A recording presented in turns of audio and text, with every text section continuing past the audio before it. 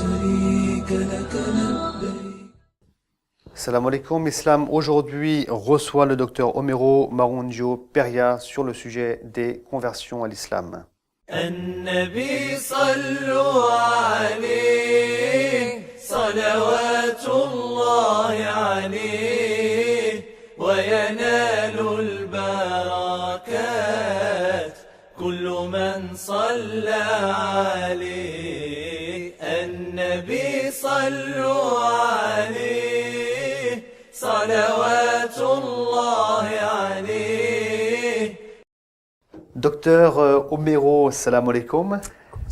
Alors on vous connaît maintenant très bien dans Islam aujourd'hui, mais j'en profite encore une fois pour présenter à nouveau votre magazine. C'est un gratuit qui s'appelle La Plume.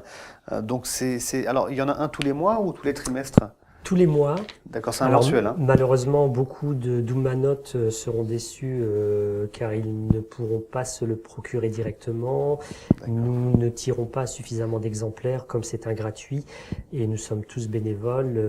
Nous ne tirons pas suffisamment d'exemplaires pour diffuser sur toute la France, mais nous sommes avides de tous les conseils en la matière. D'accord, très bien. Donc je remonte le magazine aux Oumanotes. Normalement, il devrait aussi défiler en théorie. Alors, on continue sur notre thème, celui des conversions à l'islam, et on commence par une question juridique, religieuse, simple. Comment on se convertit à l'islam? Alors, on doit prendre une poule et puis l'égorger devant sa maison? Alors là, c'est très mystique, on va dire. Très sorcier même. Est-ce que c'est compliqué? La conversion à l'islam peut être compliquée chez certains individus, mais tout dépend en fait du contexte. Alors, je vous répondrai en deux temps. Il y a la conversion qui a été définie par les théologiens musulmans, c'est-à-dire à partir de quel moment l'on considère qu'un individu est considéré comme faisant partie des musulmans. Donc il y a la déclaration d'appartenance, il faut qu'il soit connu par les musulmans, avec toutes les divergences qui peuvent exister chez les écoles juridiques musulmanes sur les conditions présidant à l'attestation de foi, mais c'est l'attestation de foi elle-même et le fait de la prononcer devant des musulmans qui va faire en sorte que la personne va être connue parmi les musulmans comme étant musulmane, et à partir de ce moment-là, les musulmans vont se comporter avec elle selon les règles de bienséance et les règles canoniques présidant aux relations entre musulmans. À côté de cela, il y a une personne et son cheminement. Donc d'un point de vue sociologique, ce que l'on constate, c'est que les trajectoires d'islam, c'est le terme que moi personnellement j'emploie, elles sont plurielles. Il y a différentes façons de pénétrer dans cette religion musulmane. À savoir que souvent, on voit que des gens ne se qualifient pas comme musulmans alors même qu'ils pratiquent déjà certains rites, c'est le cas du jeûne par exemple, ou que ces gens respectent certains interdits. Donc souvent, l'adhésion à l'islam se fait de manière progressive chez les personnes en parcours de conversion, avec le respect des interdits avant de pratiquer les obligations religieuses. Donc on voit comme ça différentes configurations avec des gens qui sont dans des parcours progressifs. Parfois c'est très rapide, parfois ça peut prendre plusieurs années chez des personnes. Très bien, alors on peut lire ici et là qu'un converti à l'islam doit avoir un certificat de conversion, c'est vrai? Ce certificat est purement formel. Il est requis déjà par les autorités saoudiennes qui partent du principe pour un certain nombre de pays que des personnes, des ressortissants de certains pays musulmans sont de fait musulmans pour les autorités saoudiennes. Pour nous, en ce qui nous concerne, si moi, Homero Marunggio Peria, je me présente comme ça a été le cas la première fois où je me suis rendu en Arabie Saoudite pour la Omra, le consulat saoudien m'a demandé un certificat de conversion. Donc j'ai dû produire une attestation d'un centre islamique musulman, d'un centre culturel musulman qui a bien voulu me la faire parce qu'il me connaissait. Pour certains convertis, ça peut être plus problématique s'ils ne sont pas connus par la mosquée ou le centre culturel musulman qu'elle fréquente, par exemple. Donc il y a un aspect purement formel. Il y a un aspect également formel pour certaines situations, notamment les mariages. Moi-même étant marié à une personne marocaine, j'ai dû faire un certificat de conversion. Donc je dirais li ajran. J'ai l'ajr de l'Arabie Saoudite et l'ajr des autorités marocaines, double récompense.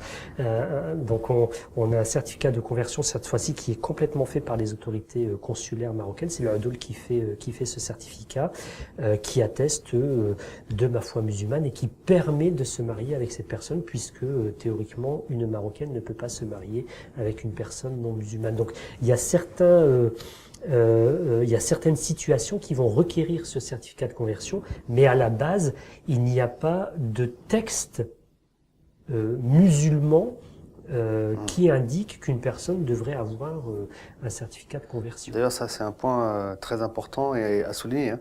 C'est clair que dans l'islam, bon, il n'y a pas de texte, hein, à ma connaissance aussi, qui stipule cela. Où est-ce qu'on peut se procurer un certificat? Dans n'importe quelle mosquée ou bien dans des mosquées bien spécifiques? Et moi, j'ai connu un temps où ça se faisait très rapidement, mais aujourd'hui, de ce que je vois dans mon expérience personnelle, la plupart des mosquées et des centres culturels musulmans demande à la personne qui n'est pas connue, si c'est une personne qui est connue depuis un certain temps à la mosquée, qui fréquente les musulmans, l'imam ou le responsable de la mosquée va lui faire, pour le pèlerinage par exemple, va lui faire son certificat sans aucun problème. Pour une personne qui n'est pas connue, les responsables de la mosquée vont exiger que cette personne suive au moins quelques cours pour qu'on puisse, au sein de la mosquée, pour que les responsables puissent attester de manière effective de sa conversion. Notamment pour une raison très spécifique, des entretiens que j'ai pu faire dans pas mal de mosquées, c'est parce que il y a un certain nombre de personnes qui se présentent à la mosquée pour avoir un certificat de conversion dans le cadre d'un mariage. Et cette personne n'est pas connue à la mosquée. Et là, aujourd'hui, les imams et les responsables des mosquées sont plus attentifs à ces situations pour ne pas faire des certificats de complaisance. D'accord, très bien. Simplement. Le converti à l'islam, donc il a un passé d'avant islam, et puis il a un avenir maintenant qui s'ouvre à lui. Alors comment il doit réagir sur le plan psychologique, social, hein, par rapport à son passé? Est-ce qu'il doit l'oublier, l'effacer, commencer une nouvelle vie? Ou est-ce qu'il doit rester attaché à son passé? Comment ça se passe? Qu'est-ce qui est préférable? On a eu l'occasion d'en discuter un tout petit peu lors de la précédente émission. Donc pour rappel, j'avais évoqué la notion de rupture. Il y a une rupture plus ou moins forte qui se fait par rapport à son environnement et à son passé, qui peut être négocié plus ou moins en douceur, en fonction aussi de la réaction de l'entourage, puisque quand on se convertit, on peut être exposé aussi à une hostilité de la part de son entourage. Donc là, à ce niveau-là, il faudrait que la personne puisse avoir un minimum de recul, notamment sur 4 aspects, moi, qui m'intéressent. Très bien. À savoir le vêtement, l'alimentation, la pratique du rite, et le 4e, parce que je les ai notés, l'attitude ou le comportement. D'accord? Donc 4 choses qui sont extrêmement importantes. Le vêtement, se convertir ne signifie pas forcément changer complètement son vêtement. Je parle ici de la manière de s'habiller. L'alimentation, on sait qu'il y a une latitude assez importante qui a été octroyée en fonction des écoles juridiques musulmanes sur les questions alimentaires, sur le halal, le non halal, bien sûr en dehors des choses qui sont explicitement interdites en matière d'alimentation. Au niveau de l'accomplissement des rites, il y a tout un ensemble d'aménagements, par exemple pour la prière, le regroupement, les facilitations, qui pourraient être adoptées pour une personne fraîchement convertie afin qu'elle se familiarise progressivement avec l'ensemble des rites. Et au niveau de l'attitude, vous savez, il y a tout un ensemble de codes de comportement dans la société. Le fait de serrer la main, le fait de se comporter d'une certaine façon dans les relations sociales, etc. Et parfois, malheureusement, une personne entre en islam et elle se retrouve face à des discours qui entrent deux musulmans, qui entrent en concurrence sur la notion de pureté. On dirait que certains musulmans développent une pureté maladive. Très bien. Une pureté maladive, c'est-à-dire il faudrait être plus royaliste que le roi ou chambouler complètement son intérieur, ses relations, etc.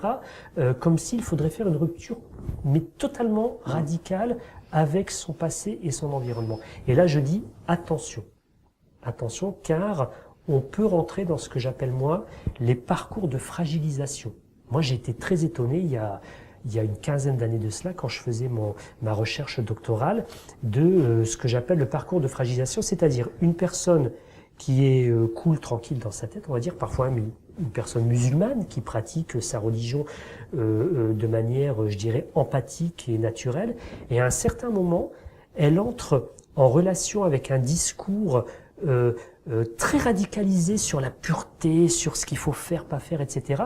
Et cette personne, progressivement, en vient à se poser des questions qu'elle ne se serait jamais posées, jusqu'à parfois arrêter la pratique religieuse, parce qu'elle ne se sent pas suffisamment pure pour pratiquer sa religion.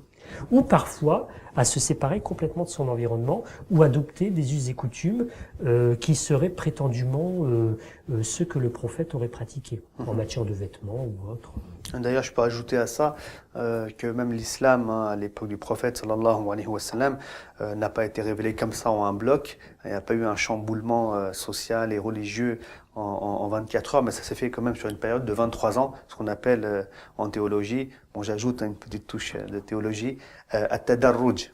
C'est comme l'interdiction de l'alcool qui s'est faite, enfin, qu'on peut étaler sur à peu près 15 ans. Donc je pense que c'est très en relation avec ce que vous venez d'expliquer. C'est que le changement doit se faire de manière douce et non pas la rupture totale. Un individu qui était dans le noir et puis il passe au blanc. Je veux dire, c'est vrai que les choses ne se font pas ainsi même sur le plan théologique, clairement. Parce qu'il y a un autre point qui est très très important pour les Oumanotes, c'est qu'aujourd'hui, on voit, je vais être très franc dans mon propos, Ouais. on voit de plus en plus de pétage de plomb chez les musulmans qui ont en gros entre 35 et 45 ans. Et Dans beaucoup quel de sens ? femmes notamment. C'est-à-dire des gens qui se sont structurés dans une vision radicale du monde.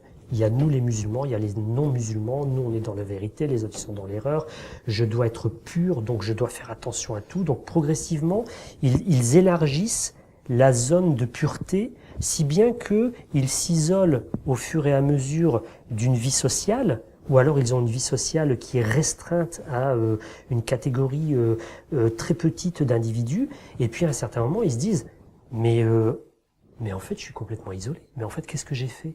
Et ils s'aperçoivent que cette notion de pureté, elle est complètement exagérée, donc quand ils retombent, et retombe certains, violemment, quoi. ah oui, on voit des couples qui entrent en crise, on voit des gens qui sont complètement déstabilisés parce qu'ils ont vu que ils étaient complètement désocialisés par rapport à leur environnement, etc. Et ça prend des proportions. Je donnerai pas de chiffres, mais parce qu'on n'a pas d'études statistiques, mais on voit que ça prend des proportions qui ont alarmé tout un ensemble d'imams et de responsables de mosquées qui se retrouvent à jouer le rôle du psychologue, de l'assistant social, etc.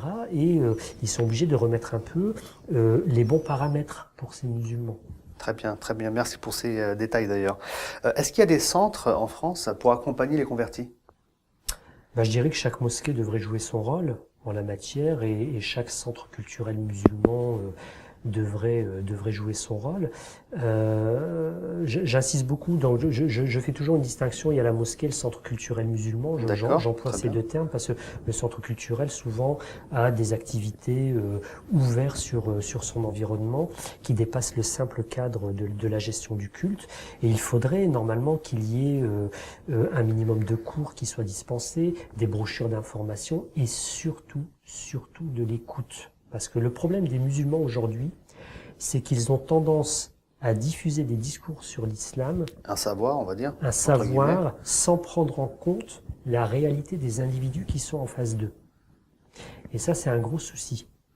C'est-à-dire que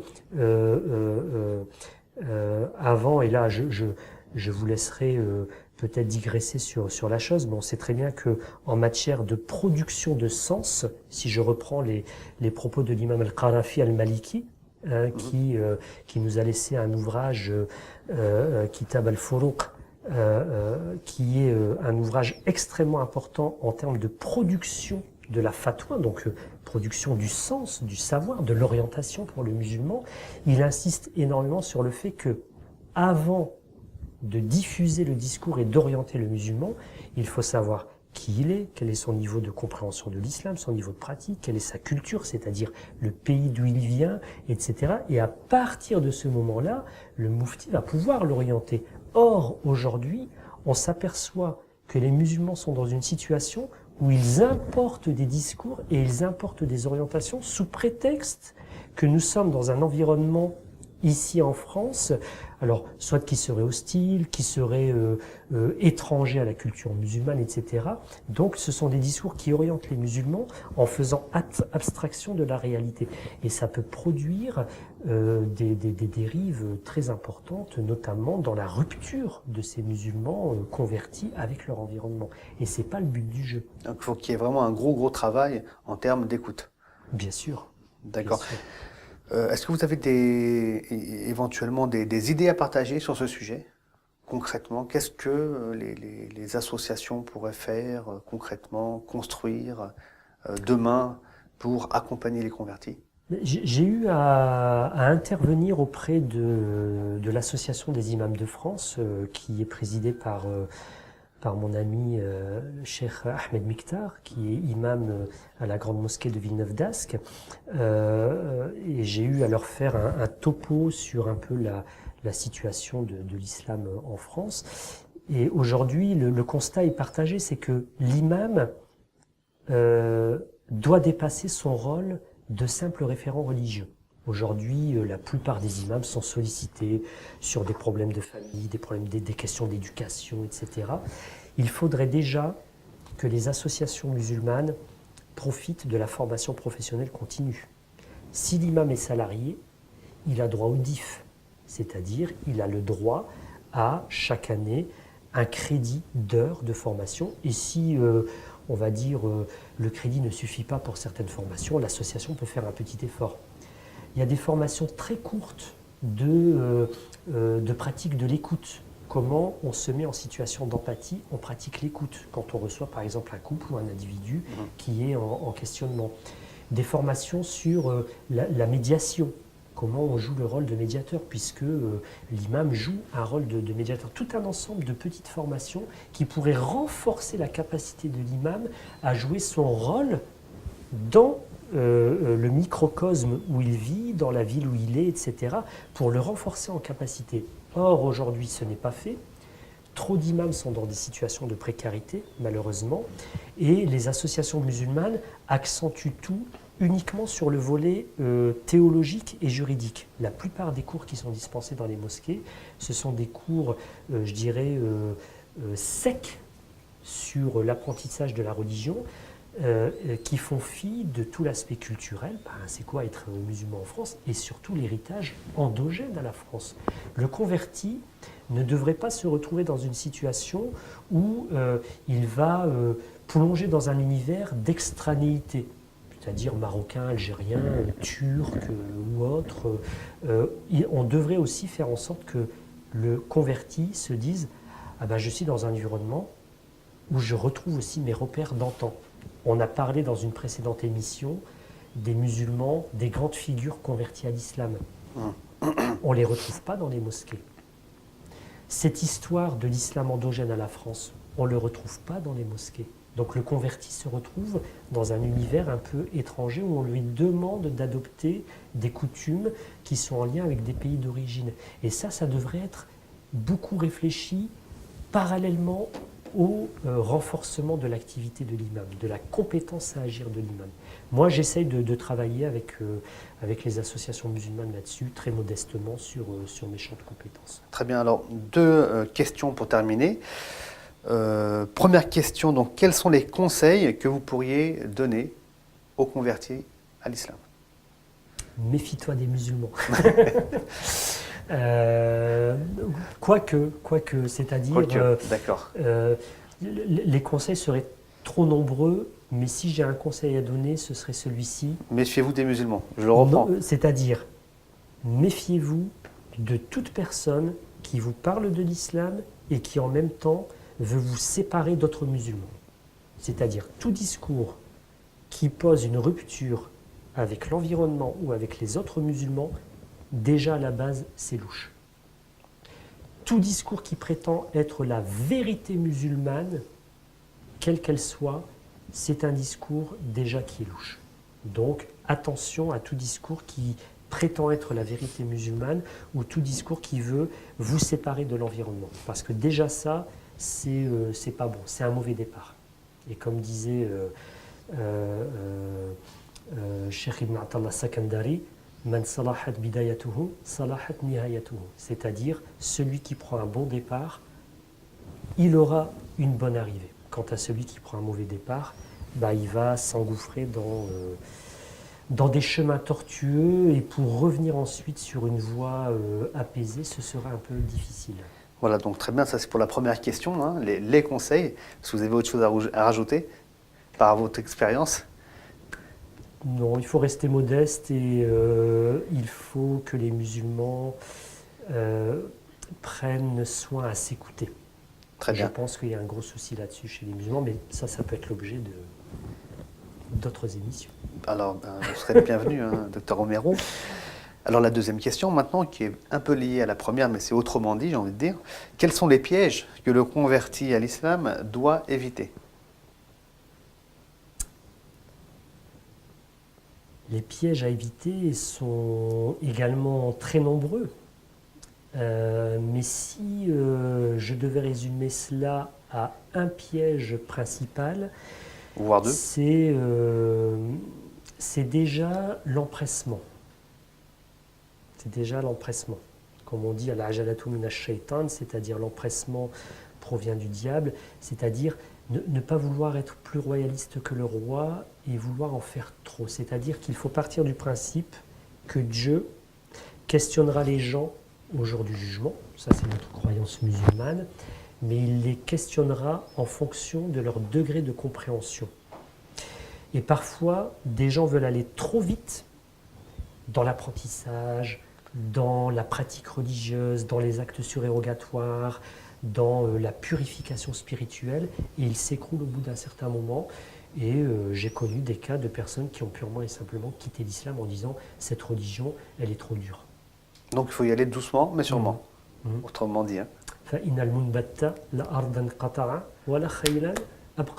Comme disait l'un des compagnons du prophète, celui qui veut aller trop vite, il va tuer sa monture et il ne parviendra pas à destination. Donc ça, c'est vraiment un piège. Il faut prendre le temps. De construire sa spiritualité, sa foi, sa pratique. Voilà. Il faut vraiment y aller progressivement et se donner le temps de pratiquer au fur et à mesure. Moi, j'ai accompagné des dizaines de personnes qui se sont converties à l'islam. Je suis intervenu dans pléthore de couples. J'ai eu à gérer 1001 situations dans mes activités associatives. Et à chaque fois, il y avait un lien avec de l'empressement. Très bien. Très bien, merci pour ces conseils précieux, docteur Omero. Et puis je vous dis à très bientôt, hein, cher Oumanout. Salam alaikum wa rahmatullah.